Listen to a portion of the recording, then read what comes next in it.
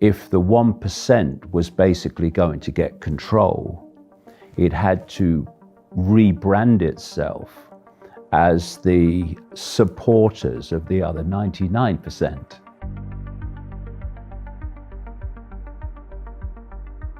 They are planning to transform human society. They want to transform it into what you would think of now as a sci-fi movie.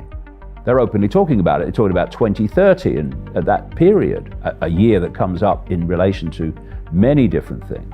And the idea is to connect the human brain to AI so that, and I'm summarizing here what they're openly saying, and they're openly saying it because they can't hide it anymore. You know, there comes a point where you are under the radar, but when you actually want to introduce it, you can't hide it anymore. So you have to sales pitch it. So you go from hiding it and developing it to selling it.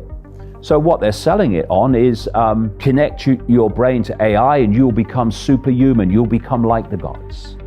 No, you'll become subhuman, not superhuman. You'll become post-human. That's the idea. And people like Ray Kurzweil at Google openly saying that once the AI is connected to your brain, AI will do more and more of human thinking until human thinking as we know it now is negligible and basically disappears. At that point, the human mind will be the AI mind. Up to this point, they've had to manipulate perception to dictate behavior.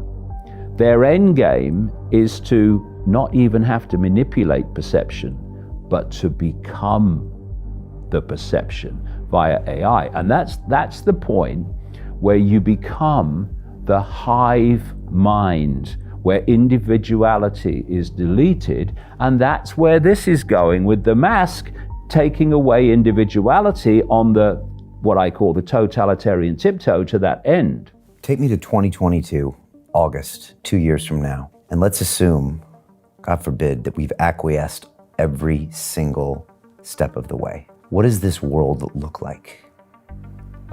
If you take China today and multiply it 2 or 3 times, that's where we'll be. The brain processes information electrically and electromagnetically. It communicates with the rest of the body electrically and electromagnetically. By 2022, impact on the human environment will be vastly more than it is now. The body is an antenna. It's, the whole foundation of the body is a waveform information field from which the body we see is a projection. So any electromagnetic frequencies that adversely impact on the wave electromagnetic frequency balance of the body field is going to have psychological and what we call physical effects. Got to. The brain processes information not only electromagnetically, but within a certain frequency band. And if you can access that frequency band with externally generated frequencies, it's been well known. It's been done by governments like the Russian government, etc.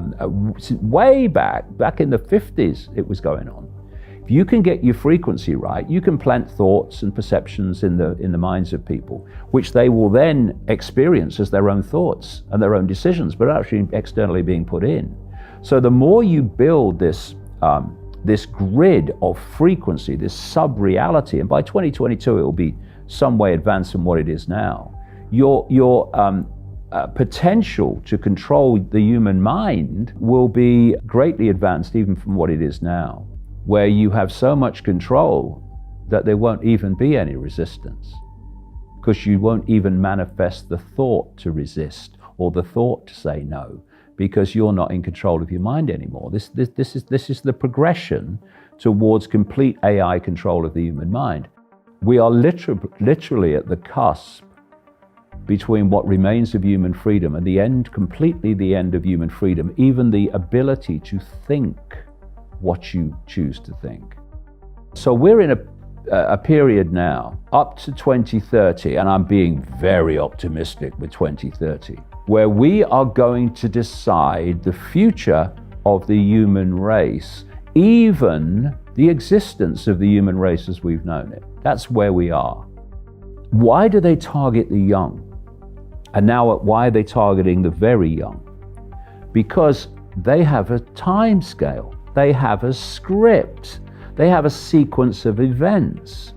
And when they want to complete this transformation in the way I've described to this completely unrecognizable sci-fi world, the young today will be in adulthood or entering adulthood. And so they need those kids today so perceptually programmed that they will submit to anything when the time comes to complete the end game.